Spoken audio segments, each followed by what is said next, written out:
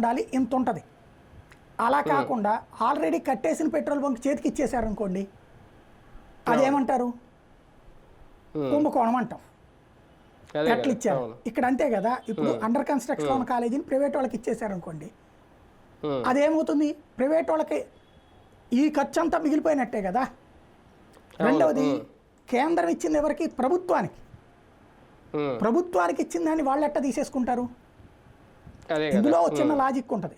ప్రభుత్వం పరంగా రెండు రకాలు. ఇప్పుడు ఫర్ ఎగ్జాంపుల్ రైల్వేలు ఉన్నాయి, లేదా బస్ స్టాండ్లు ఉన్నాయి. వీటిలో పారిశుద్ధ్యం కాంట్రాక్టు, నిర్వహణ కాంట్రాక్టు ప్రైవేట్ వాళ్ళకి ఇస్తున్నారు. అందులో తప్పేం లేదు. ఎందుకని? మెయింటెనెన్స్ కరెక్ట్గా మన సిబ్బంది అయితే చేయట్లేదు కాబట్టి. అట్లా ఇస్తే పీపీపీ తప్పలేదు. అప్పుడు పీపీపీ అనరు దాన్ని. Out sourcing work. ఇప్పుడు ఫర్ ఎగ్జాంపుల్ సచివాలయంలో ఎంతమంది అవుట్ సోర్సింగ్ ఉద్యోగులు లేరు? మిగతా డిపార్ట్మెంట్లో ఎంతమంది అవుట్ సోర్సింగ్ ఉద్యోగులు లేరు? అట్లా అవుట్ సోర్సింగ్ ఉద్యోగులు అంటారు. అది out sourcing work, out sourcing. PPP అంటే ఏంటి? ప్రభుత్వపు దాన్ని ప్రైవేట్ వాడు మేనేజ్ చేయటం. అదే కదా, అది తప్పు కదా.